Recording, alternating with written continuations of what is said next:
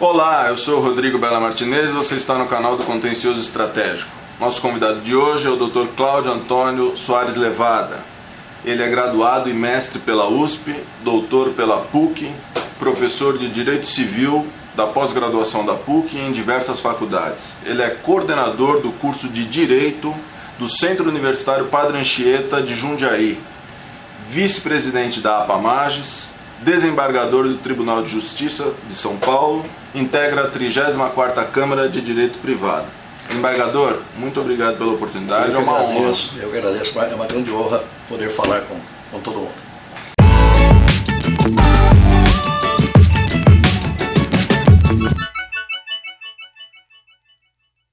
Um tema ainda motivo de intenso debate se refere ao dano moral e à arbitração e o arbitramento, melhor dizendo, do seu quantum, né?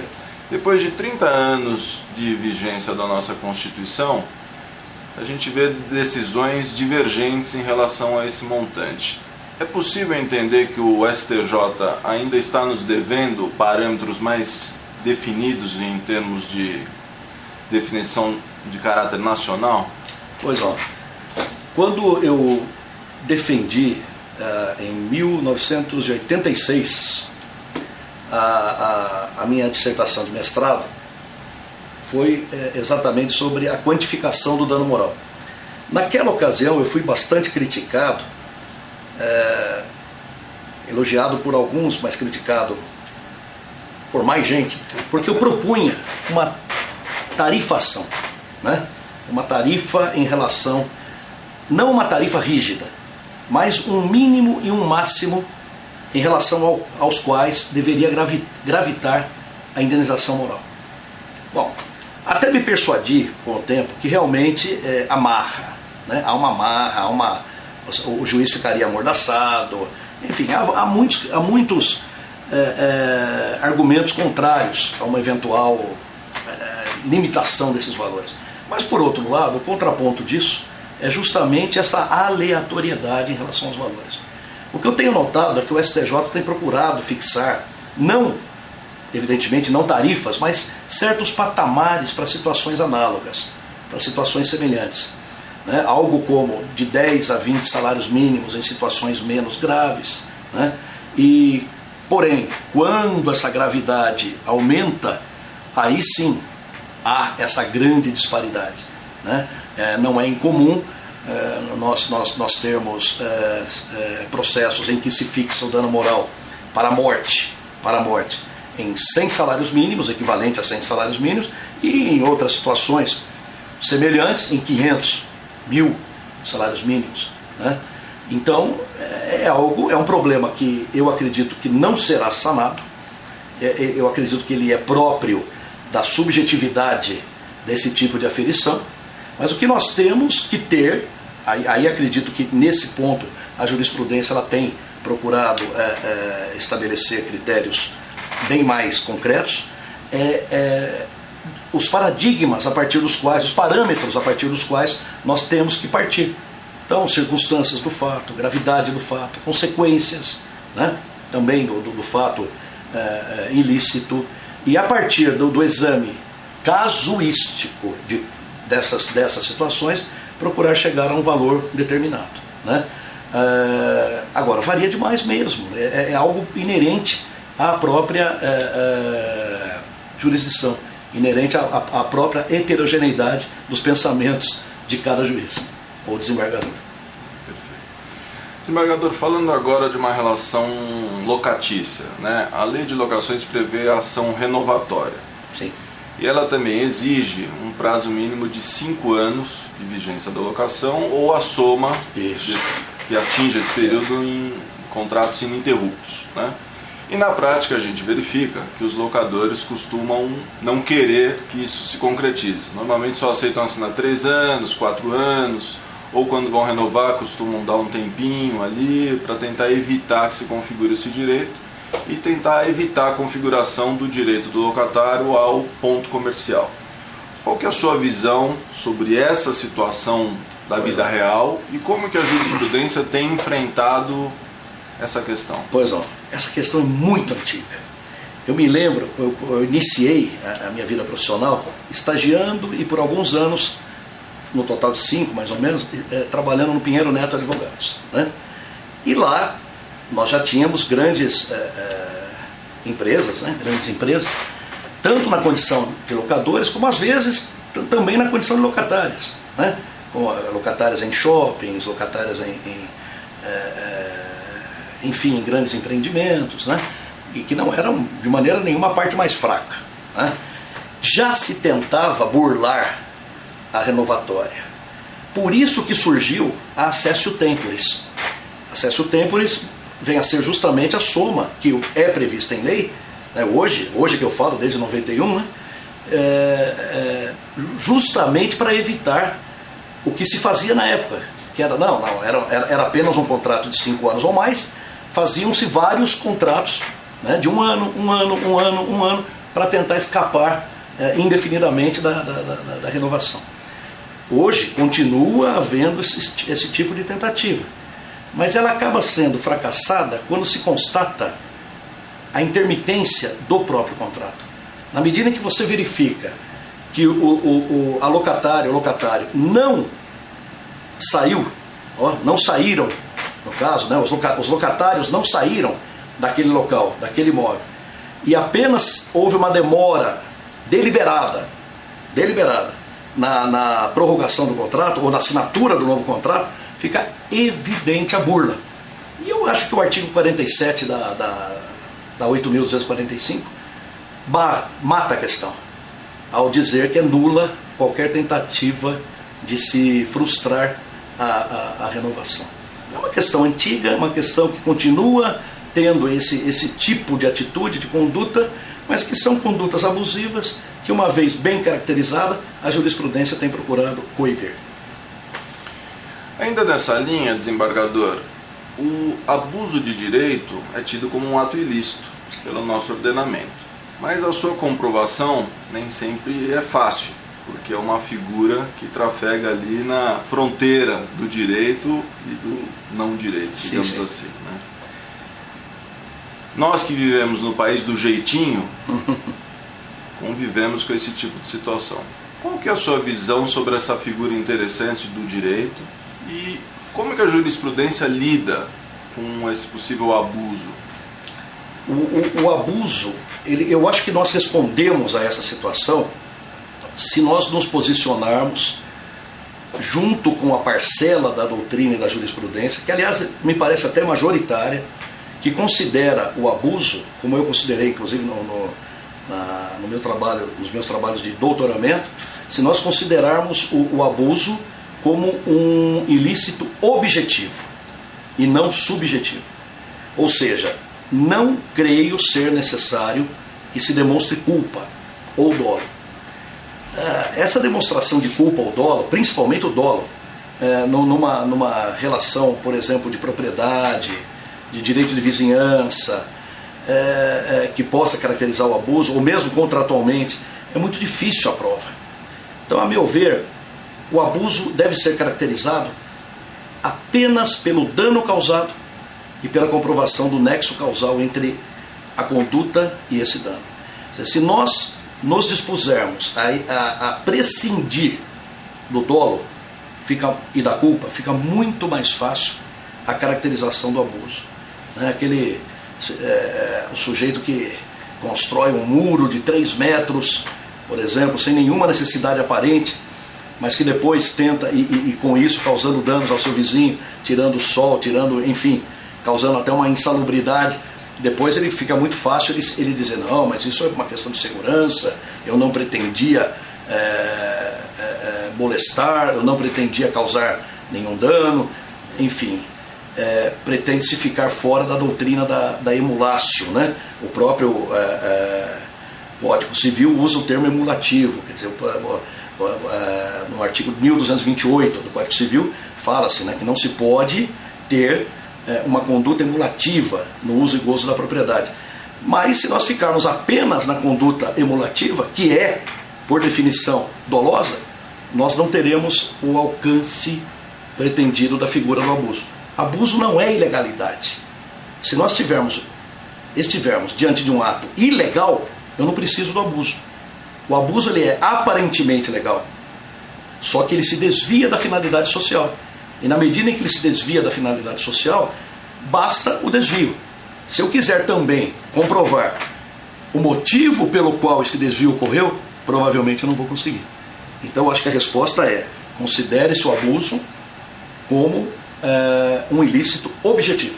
A partir daí, a sua caracterização fica bem mais fácil. Muito bom. Desembargador, vamos falar de um tema mais recente agora, que é a MP 881, de 30 de abril, que procurou valorizar a liberdade de contratar, o pacta sunt servanda, e a comunidade jurídica vem lendo isso com uma aparente contraposição aos princípios da socialidade, da eticidade, que eram característicos do Código Civil de 2002. Qual que é a sua leitura desse momento do nosso direito privado? Eu de maneira nenhuma, eu partiria da premissa de que alguma vez o pacta sunt servanda deixou de existir.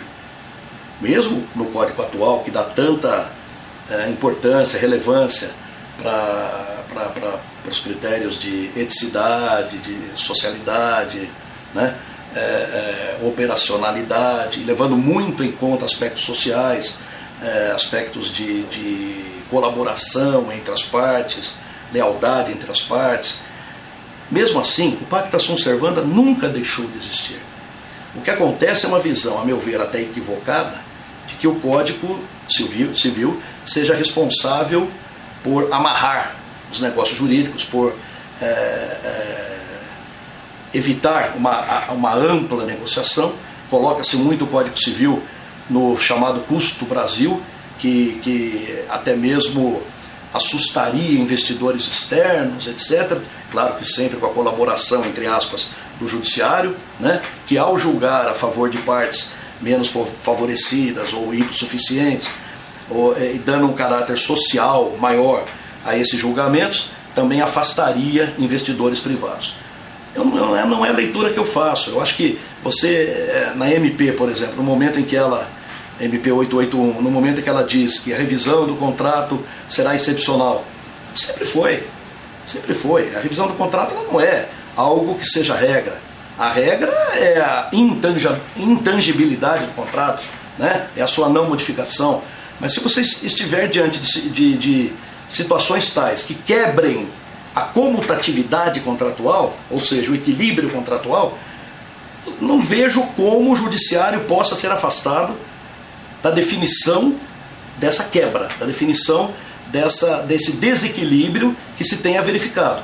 E no momento em que se verifique esse desequilíbrio, o judiciário sempre vai estar presente e tem que estar presente para reequilibrar partes não paritárias. Agora, se as partes são paritárias, se as partes têm igualdade de forças e inexistem vulnerabilidade ou hipossuficiência, então eu não vejo problema algum em dar uma amplitude muito maior para os princípios da autonomia da vontade, para o princípio da obrigatoriedade da convenção, né? Tendo sempre como limites a ordem pública e as normas cogentes.